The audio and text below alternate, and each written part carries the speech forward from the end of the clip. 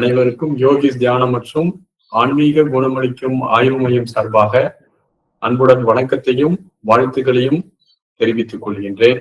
புத்தருடைய ஞானத்திற்கு பிறகு கேள்விகள் நிறைய கேட்கப்பட்டது. புத்தர் கண்களை மூடி அமைதியா அமர்ந்திருக்கும் போது கேள்வி கேட்கிறாங்க. நீங்கள் இந்த உலகை என்ன பார்க்கிறீர்கள்? என்னுடைய மனமே உலகத்தை உருவாக்கி இருக்கிறது. எனக்கு மனம் இல்லாத போது இந்த உலகம் இல்லை. அப்ப அடுத்த கேள்வி, உலகம் இல்லைன்னா அந்த சந்திரனும் சூரியனும் இந்த கோள்களும் என்ன அப்படின்னு கேட்கிற, மரங்களும் செடிகளும் கொடிகளும் என்ன என்ற கேள்வி கேட்கப்படும். அதுக்கு புத்தர் என்ன சொல்றாருன்னா, இவைகள் மனதின் கற்பிதங்கள். என் மனம்தான் இவை செடி என்று அறிகிறது. செடி அதனுடைய இயல்புல இருக்குது. ஆனால் இதை செடி, இந்த செடி, இந்த செடி, இந்த மரம், இது சூரியன், சந்திரன் என்று எனக்கு உள்ள அறிவால் இருக்கு. அப்போ மனம் இல்லாத போது உங்களுக்கு இந்த பிரபஞ்சம் எப்படி காட்சி அளிக்கிறது? மனம் என்ற இந்த தன்மையை கடந்து நின்று நான் பார்க்கும் போது இந்த பிரபஞ்சம் எனக்கு வெளியாகவே காட்சி அளிக்கிறது. ஒண்ணுமே இல்லை, வெறுமன எம்ப்டினஸா இருக்கிறது. சரி, நீங்கள் இந்த பிரபஞ்சத்தை உங்க மனதால் பார்த்தாலும் இந்த பிரபஞ்சத்தை விட உங்களுடைய விழிப்புணர்வு பெரிதா அப்படின்னு கேட்கிறாங்க. என்னுடைய விழிப்புணர்வு என்பது இந்த பிரபஞ்சத்தையே படர்க்கையாக நான் பார்க்கிறேன்கிறார். அப்ப என்ன அதுல புரிய வருது? இந்த பிரபஞ்சத்தையே நான் படர்க்கையாக பார்க்கிறேன். நான் இந்த பிரபஞ்சத்தையே படர்க்கையாக பார்க்கிறேன் என்றால் என்ன?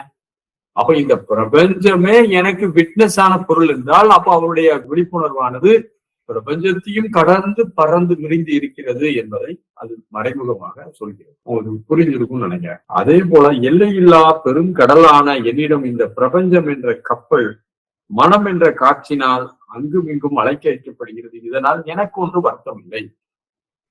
நீங்கள் ஆசுவாசமான நித்தியமான அந்த ஒருமை உணர்வை விளங்கி கொண்டால் மனதினுடைய ஓட்டங்களால் ஏற்படக்கூடிய மாற்றங்கள், மனமானது ஏதாவது ஒன்றை கற்பித்துக் கொண்டு, அது எப்படி காத்துல ஒரு கொடி காற்றினுடைய திசைக்கெல்லாம் அசைதோ அதே போல மனம் ஆயிரக்கணக்கான எண்ணங்களை சுமந்து உங்களுக்கு தேவை இருக்கிறதோ தேவை இல்லையோ ஆனால் வெறுமன எண்ணங்களை கொடுத்து கொண்டே இருக்கிறது. இந்த மனதையே நான் படர்க்கையாக பார்க்கக்கூடிய எனக்கு இந்த மனதினால் அலைகழிக்கக்கூடிய எந்த ஒரு தன்மையும் எனக்கு பிரச்சனையே கிடையாது, எனக்கு வருத்தமும் கிடையாது. நீங்கள் உங்களை உள்ளது உள்ளவாறு ஏற்றுக்கொள்ள வேண்டும். நம்முடைய கடந்த காலம், இந்த நிகழ்காலம், எதிர்காலத்தை குறித்து எந்த அச்சமும் இல்லாமல் நீங்கள் நாம் அப்படியே ஏற்றுக்கொள்ள வேண்டும். நாம் நமக்குள்ள முரண்படும் போதுதான் நமக்குள்ள இரட்டை தன்மையில வரும். நம்ம இந்த ரெண்டு விஷயம் இருக்குதுங்க. உங்களை நீங்கள் எப்படி கையாள்வது, இன்னொன்னு இந்த சமூகத்தை நீங்கள் எப்படி கையாள்வது. இந்த ரெண்டுலயுமே நம்ம ரொம்ப நிபுணத்துவம் பெறணும். நம்மை நாம் கையாள்வது, சமூகத்தை கையாளும் போது நம்மளை நாமே கையாளுறது மாதிரி சமூகத்தை கையாண்டா ஃபெயிலியர் ஆயிரும். எல்லாத்தையும் வர்றது விடுமா அப்படின்னா ஒரு பிறகு கடைசியில நம்ம சாப்பாட்டுக்கு வழியெல்லாம். நீங்கள் உங்கள் அகத்தை கையாளும் போது உங்களுடைய தியான நிலையில் நீங்கள் உங்களை எப்படி கையாளுகிறீர்கள் என்ற ஒன்று.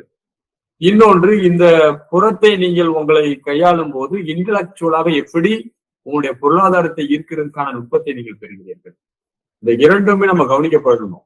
வெறுமனா ஆன்மீகம் பண்றேன் அப்படின்னு சொல்லிட்டு இந்த உலக வாழ்க்கையில் நம்ம தோற்று போய்விடுவோம்.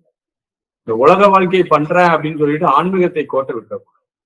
ஏனென்றால் உடல் இருக்கிறது, பசிக்கிறது, துணை தேவைப்படுகிறது. இந்த உடல் துணை தேவைப்படும் போது அதுல இருந்து ஒரு வகையான குழந்தை வருது.